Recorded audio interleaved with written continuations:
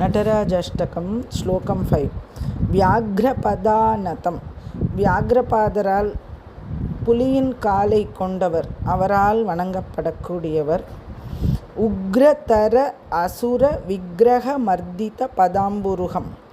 உக்ரமான அந்த அசுரனை அவனுடைய அந்த உடலை அவனை வீழ்த்தி தன் பாதங்களில் அடியில் நசுக்கக்கூடியவர். மர்தித்த பதாம்புருகம். தன் திருவடி தாமரைகளால் அவனை அழுத்தி அப்படியே இது பண்ண முயலகனை காலடியில் வச்சுருக்கார் இல்லையா, அந்த கதை.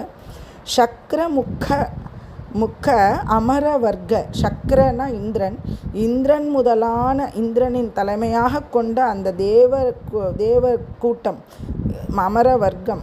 அவைகளுக்கெல்லாம் மனோகர நிருத்தியகரம். அவர்களுக்கு அழகான அந்த நாட்டியத்தை செய்யக்கூடியவர் அவர்களுக்காக. ஸ்ருதி நிருத்திய குணம். ஸ்ருதி நிருத்திய குணம். வேதங்களால் வணங்கப்படக்கூடிய, அவைகளால் மென்மையாக சிறப்பிக்கப்படக்கூடிய குணங்களை கொண்டவர்.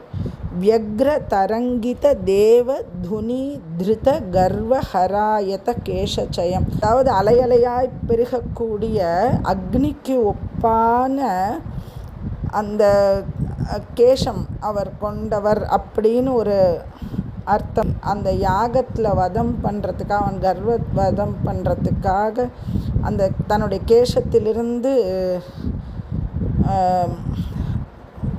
வீரபத்ரரை தோற்றுவித்தார். பார்கவ ராவண பூஜிதம். பார்கவ பிருகுமுனிவரின் வம்சத்தில் வந்த பரசுராமர், ராவணன், இவர்கள் இருவராலும் பூஜிக்கப்படக்கூடியவர். ஈஷம் அவர்தான் தலைவன். உமாரமணம், உமையின் கணவன். சூலதரம், திரிசூலத்தை கையிலேந்திய அவரை பஜிப்பாயாக.